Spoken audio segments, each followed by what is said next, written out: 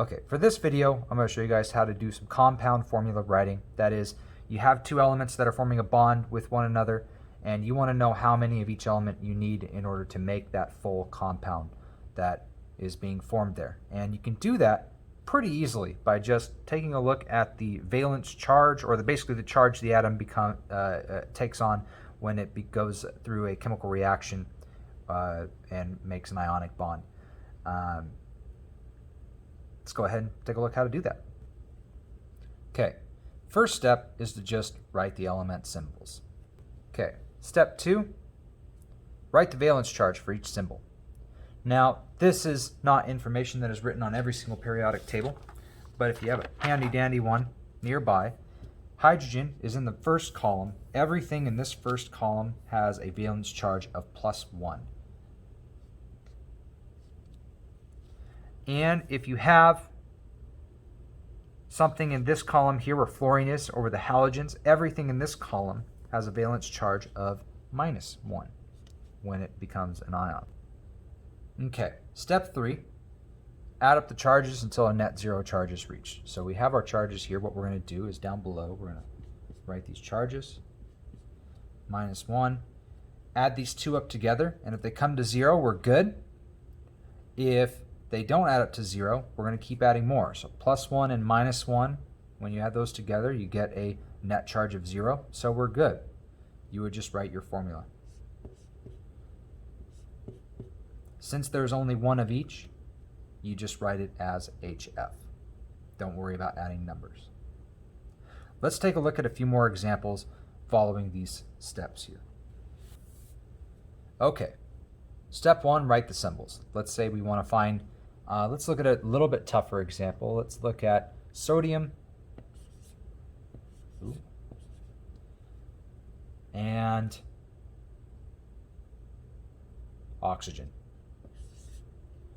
Okay, we need to look up the valence charges again. If we look over here, if you have one that has all the information written on your periodic table, perfect. But everything in this first column here where sodium is again has a valence charge of +1, so we will write +1.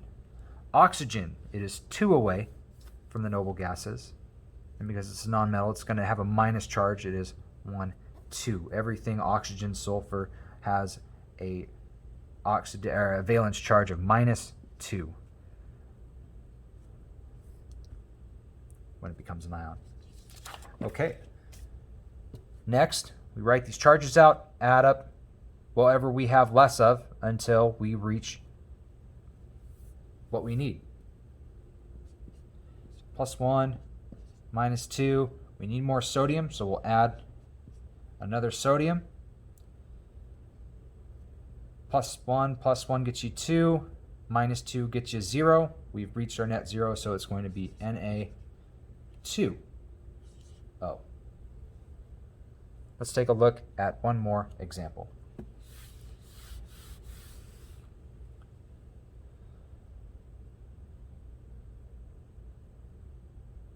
Let's look at aluminum and oxygen. Okay, looking at aluminum and oxygen. Let's go ahead and take a look here really quick. Aluminum, first thing we gotta do is find the charge for it. 1, 2, 3. It is in the third group here, third group that we're gonna focus on, not including the transition metals. Aluminum has a charge of +3. Because everything in that group has a charge of +3, mostly. Oxygen, put that right there, again has a charge of -2. We'll write that right there. We've got that set up already. Now we just need to add up whatever we're lacking until we reach 0.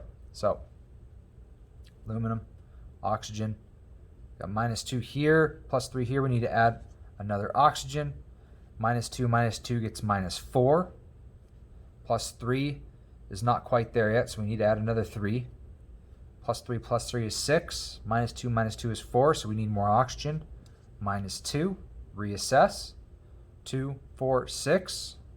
3, 6. That's +6 -6 gets you 0 for a net charge between the two. So we have 1, 2 aluminum and 1, 2, 3, oxygen.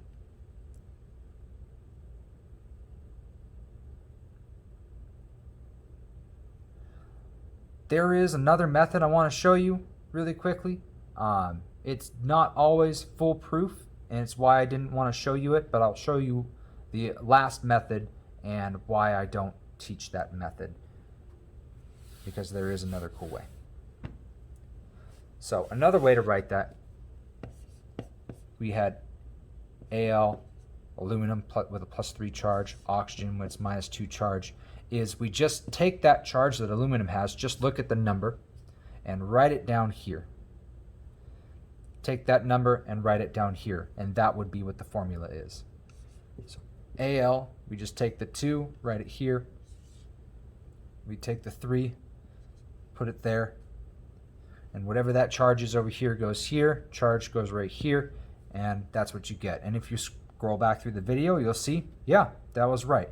But sometimes it puts you in a situation where you're like this, and say you have oxygen with a -2 charge, oxygen -2 charge. Say we take that 2, put it there, that 2, put it there.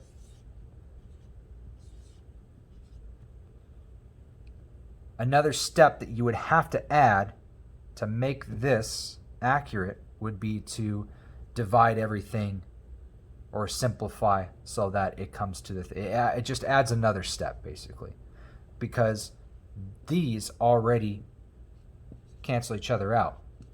So it is just one oxygen is needed to bond with another oxygen to make an oxygen molecule, not 2 of each. So if it is at all possible to simplify, you would, and that would reduce down to just O2 right there. This extra step is why I don't teach this step, because you'll get a situation where you want to put 2 here, and if you just followed it the other way, which is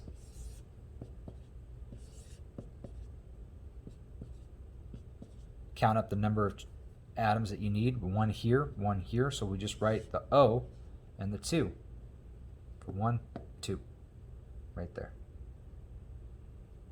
Anyway, that's all for today's video. Thank you for watching. I hope you found this helpful. Good luck to you in your academia. Check out the chemistry playlist, and I will see you all in the next video. Take care.